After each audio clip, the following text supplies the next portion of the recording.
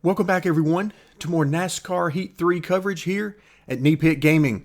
Today's setup video takes us back to Texas, but this time we're not going to be on the dirt track, but rather the 1.5 mile asphalt Texas Motor Speedway.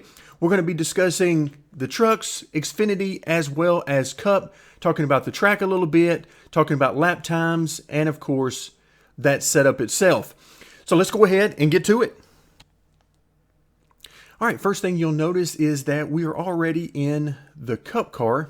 If you recognize the dash layout, this is the Cup car. And so you might be wondering, I thought we were going to talk about trucks, Xfinity, and the Cup cars. But the reason I did this is because I'm using virtually identical setups among all three of the series. So there was really no reason to go through the trucks and then Xfinity and then Cup when they're all virtually identical. So we'll talk about the small differences when we get to that point. But before we get there, let's talk a little bit about the track first, and then we'll get to some lap times.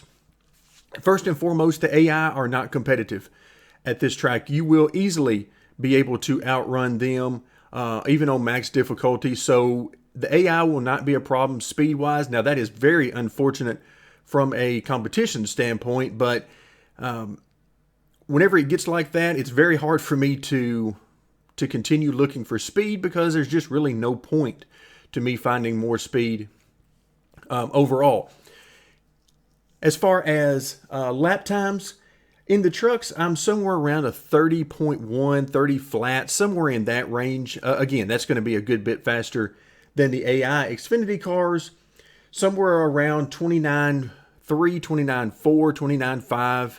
Again, that's going to be plenty fast for the AI. And then finally in the Cup cars, somewhere in the 28.3, 4, 5 range, somewhere like that. If you're running anywhere close to a 28.5 or 28.6, you're going to be a good bit faster than the AI, even on maximum difficulty. So that'll give you an idea of where I'm at on the lap times. Now, driving style for the track. This track can be driven wide open in all three series. Now, I don't drive it wide open in the Cup cars usually. I can, but I choose not to most of the time simply because it helps the car if I lift off the throttle maybe 10 or 15%, just a little bit on corner entry to turn one, just to help the car to settle and make sure it's rotated properly for the remainder of the corner. But as I said, you can run this thing wide open if you want to. It's a little harder on the tires to do that, particularly the right front.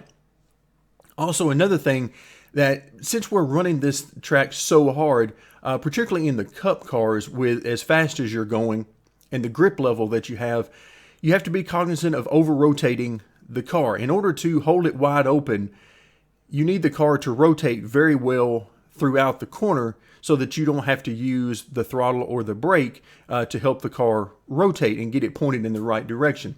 So be cognizant of how hard you're tugging on that steering wheel, because if you tug on that steering wheel too hard, you can very easily get the car over-rotated and cause yourself some trouble.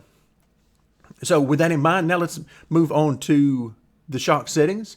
3.5 setup, once again, works great for me on bump and rebound, but since you don't really have any bumps to worry about on this track, being fresh pavement and a very good paving job, I will say that you don't have to worry about the bumps, so you can use very aggressive shocks if you want to. I didn't really need to, so I just left it at 3.5.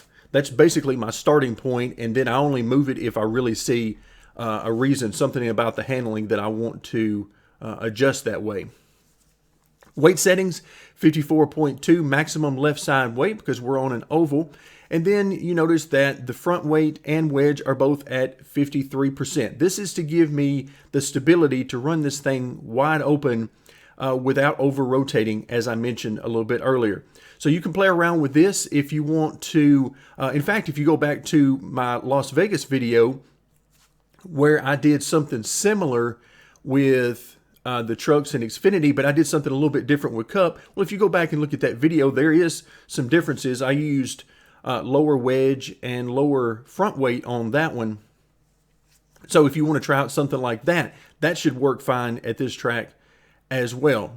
But 53% on front weight and the wedge to keep the car stable, but it also allows the car to rotate in conjunction with some other settings that we'll talk about on the car here in just a moment. Moving on to the spring settings, 900 pounds on both of the front springs. You can certainly get by with 1,200 pounds. I use 900 here just because I wanted to try something different. So 1,200 pounds, anywhere from 1,000 to 1,200 pounds on the front springs will work perfectly fine. It's a feel thing, whichever way you want to go with the car there. But a lot of different options on the front springs. I chose 900s across the board. Rear springs, 100 pounds of rear spring split, and that helps the car to rotate. Using 400 pounds in the left rear, 500 pounds in the right rear really does help the car rotate overall. One of the things that you can do in these cars, in all three of the series, if you want the rear end of the car to be a little bit more aggressive, get a little bit more turn out of the rear of the car, and you want the rear tires to be a little bit more active, then you can increase both of the rear springs together, such as, say, 50 pounds each, going up to 450 and 550 in the rear. That'll make the rear of the car a little bit more active whenever you're driving through the corner, and you'll start to feel that. The rear end will want to rotate more. So the opposite is also true. If you feel like the rear end is doing a little bit too much, then one of your options, one of several options, is to reduce both rear springs. So maybe try 350 pounds and 450 pounds, something like that.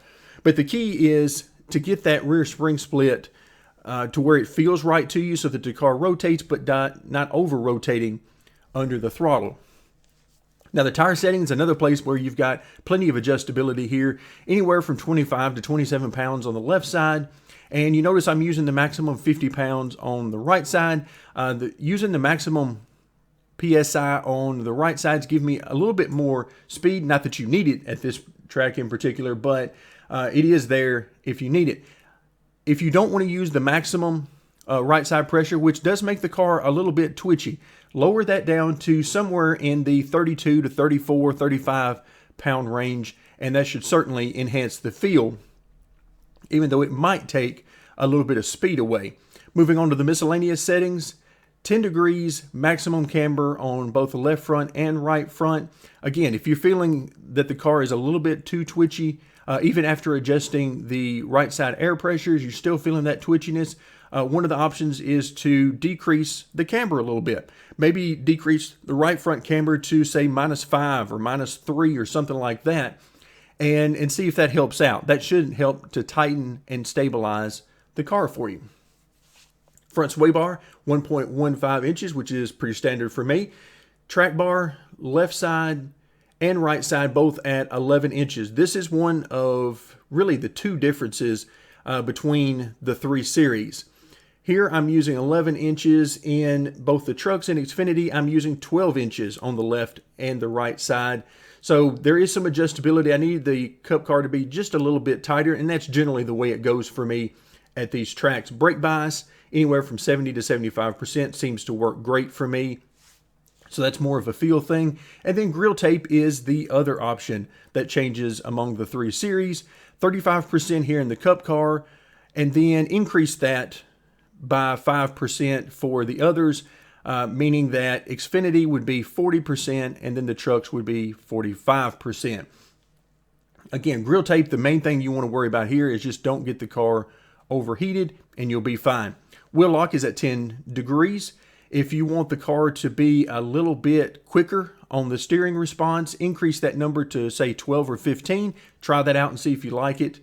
And then, of course, the opposite is also true. If you want to slow down the steering response, then drop that down to about 7 or 8 and see if that helps you out. Steering offset is at 0.1. That is to offset most or all of the pull to the left from using the maximum front camber. So play around with that number. Just be cognizant if you want less pull to the left. If you want the car to basically drive straight on the straightaways, then you'll want to use a higher number for the steering offset.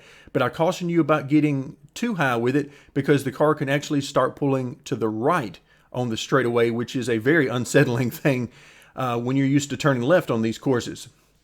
So be careful with the steering offset, but it is certainly a tool that can help you in the car. Gear settings. First through fourth, I really didn't mess with. I found some settings that I like for those, and I generally like to keep those. And sometimes I won't change them at all, just depending on what the defaults are.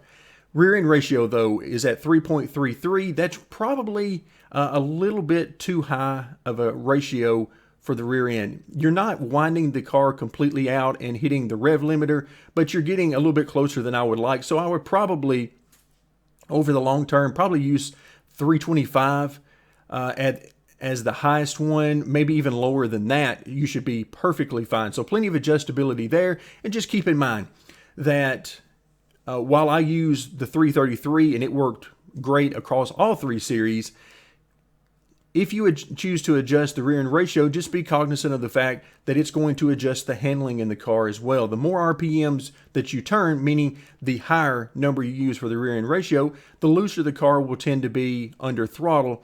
And then the inverse is also true, where the lower number you use for the rear end ratio, you're going to turn fewer RPMs and the car will generally be tighter under throttle. So thank you very much for joining me. Hopefully some of this you'll be able to take out and put in your own baseline setup for Texas Motor Speedway. And again, thank you very much for joining me, and stay tuned for more as we continue our coverage of NASCAR Heat 3.